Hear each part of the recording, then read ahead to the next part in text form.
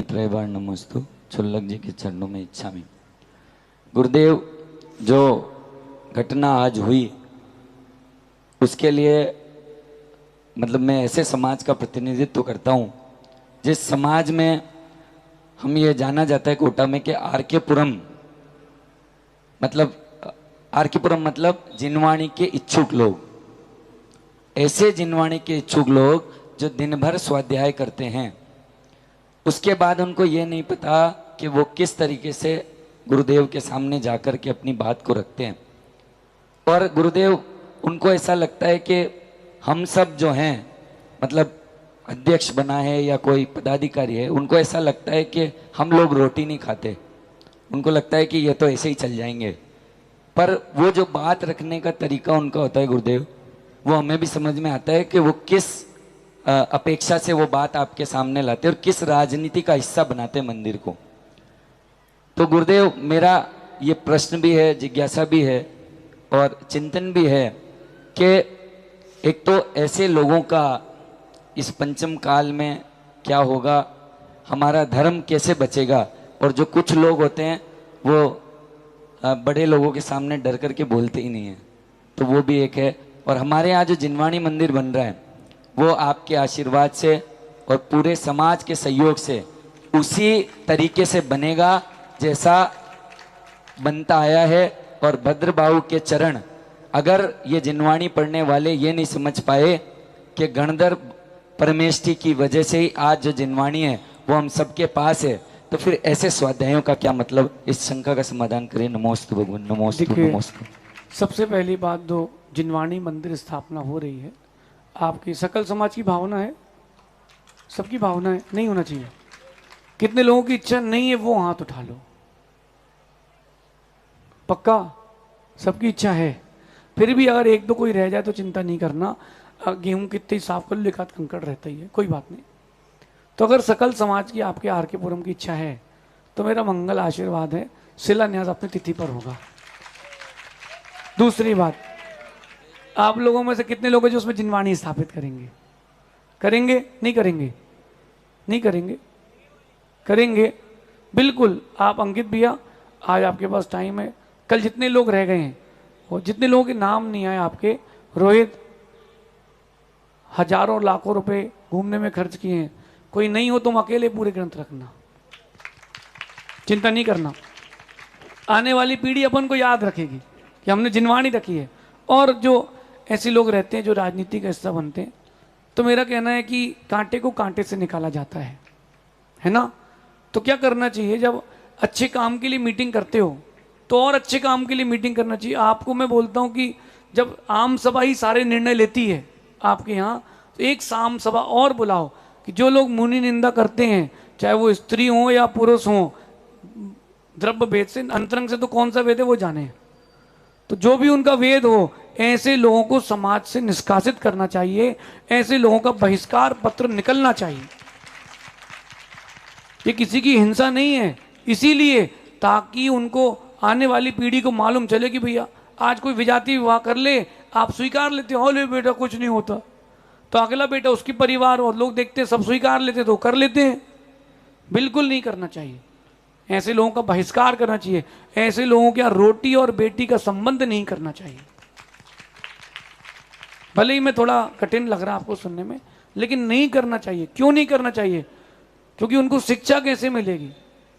छोटी सा समाज और इतना काला पंचम काल, कैसे हम उनको संभाल पाएंगे? तो कुछ ना कुछ तो आपको करना पड़ेगा। आप सकल समाज की अपनी मीटिंग करो। जिन्होंने गुरुओं की निंदा की है, अगर वो क्षमा मांगने नहीं आते हैं, उनका समाज से बहिष्कार होना चाहिए।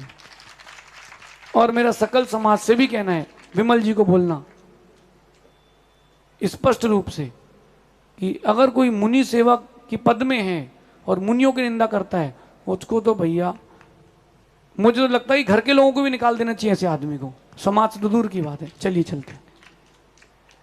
पूज्य श्री के चरणों में एक बात और बोलता हूं अंकित जी। एक संजय था महाभारत में, एक संजय था महाभारत में जिसने बहुत मध्यस्थता करी, लेकिन वो युद्ध के निर्माण को रोक नहीं पाया। और एक संजय आपके कोटा की समाज के, भले उनके नाम के पीछे निर्माण रखा हो, लेकिन पूरे समाज को वो परेशान करके रखें। ऐसे लोगों को समाज से बहिष्कृत करना चाहिए। और वो जो जिस जिस ग्रुप में हो, ये मैं आपको बता रहा हूं, जो राजनीतिक लोग हैं ना समाज के, उसको निकालेंगे नहीं। क्यों नहीं निकालेंगे? अरे भैया अपन को अगली बार उससे काम लेना है, उससे काम लेना है। तुमको दिगंबर गुरु की निंदा कर रहा है वो आदमी नहीं दिख रहा। मैं तो कह रहा हूं कि सकल समाज को बाहर भी मैसेज भेजना चाहिए कि हमारे कोटा में ऐसा निकृष्ट आदमी है, और जितने लोग उसके अलावा और थे, अगर वो कल तक क्षमा मांगने नहीं आए तो कल उनका भी नाम यहाँ से बोला जाएगा। गुरुदेव, अभी उनके लिए मेरे पास, अभी जब मेरा ये दिन भर का पूरा व्यस्तता चली तो सर में दर्द था, एक व्यक्ति विशेष का मेरे पास फ़ोन आया कि आप ये चरण क्यों रखवा रहे हो, और आप ऐसे कैसे बोल सकते हो कि संजय जी मंदिर के सदस्य नहीं है फिर भी इंटरफेयर कर रहे हैं, आप कैसे बोल सकते हो? मैंने उनको कहा भैया जी मेरा सर दर्द बहुत तेज है। तो बोले होगा सर दर्द, मुझे कोई लेना देना नहीं है। फिर जब मैंने फ़ोन काट दिया तो उन्होंने मेरे व्हाट्सएप पे मैसेज देखा कि आप या तो मुझसे बात कर लो, नहीं तो मैं वहाँ आऊँगा तो और सर दर्द हो जाएगा। ऐसे लोगों का गुरुदेव क्या करें इस समाज में? ये जब बात कर ली है हमने, लोकेश जी ने, जम्बू जी हैं, जम्बू जी बंसल साहब, वो हमारे अपने विश्वार्थ सागर जी जो हैं, पूज्य आचार्य श्री विमर सागर जी के संग में उनके बेटे हैं वो, और उन्होंने मुझे ऐसा मैसेज भेजा है। गुरुदेव ये बिल्कुल बिल्कुल भी सही नहीं है। और कोई बात नहीं, आप ऐसा है ना कि इन सब बातों में कुछ नहीं रखा। अब मेरा कहना है आप सबसे समाज से कि जो अच्छे काम का विरोध करे, सही नहीं है। और कोई बात नहीं, आप ऐसा है ना कि इन सब बातों में कुछ नहीं रखा। अब मेरा कहना है आप सबसे समाज से कि जो अच्छे काम का विरोध करे, समाज उनका विरोध करके एक बार उनको बाहर करे। बिल्कुल नहीं घबराना। हो सकता है कल कोई 4 लड़के लेके तुमको पीटने भी आ जाए, तो कोई फर्क नहीं पड़ता, कोई बात नहीं, उसका कर्म उसके साथ। अपन अपना काम करें। आपका शिलान्यास कब है? 13 तारीख। 13 तारीख को तो भगवान के चरणों की, गौतम स्वामी के चरणों की स्थापना होगी। कोई कहता है कि मोक्ष नहीं गए, ठीक है, हम गौतम स्वामी के चरणों की स्थापना करेंगे, वो मोक्ष भी गए, ठीक है। और विकल्प नहीं करना। और अगर कोई बोलता है तो अभी छोटा है, कल हम बड़ा बनवा के जाएंगे, फिर हमसे कोई कुछ नहीं बोलना। पूज्य श्री के चरणों में नमोस्तु। एक जिज्ञासा हमारी भी है। सर्वप्रथम आपकी समता को कोटि कोटि प्रणाम। अब प्रश्न ये है कि जैन दर्शन के अनुसार पैसे वाला अच्छा है कि जिसकी श्रद्धा देव सास गुरु पर है वो अच्छा है?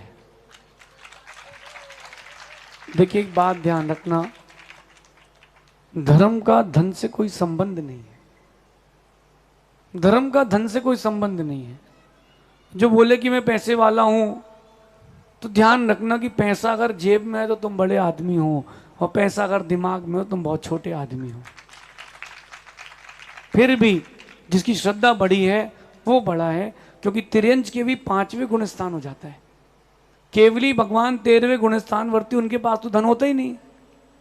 एक गाय जो बाहर घूम रही है उसका 5वां गुण स्थान हो सकता कि नहीं? हो सकता है ना, उसका 5वां गुण स्थान हो सकता है। इसका तात्पर्य यह है कि उस गाय के पास तो कोई पैसा ही नहीं है। जिसकी श्रद्धा बड़ी वो सबसे बड़ा आदमी है। और मेरा आप सबसे कहना है, आपके यहाँ बहुत सारे ग्रुप तो होंगे ना आर के पुरम में, है ना? लड़कों के पुरुषों के कौन से ग्रुप हैं? बोलिए। नहीं है ना? एक पक्का जिन शासन सेवा संघ बनाइए, यहां पर जो मुनियों की सेवा करे, बिल्कुल पक्का, और उसका मंदिर कमेटी से कोई लेना देना नहीं हो, सिर्फ मुनियों से आरिका माँ जो आए उसकी सेवा करे। और एक बात कहता हूं अंकित, सुनो, उसको बढ़िया अपने हिसाब से, भले ही 10 लोग हों, तन मन धन सब देने तैयार हों, सिर्फ जिन शासन सेवा संघ बनाना।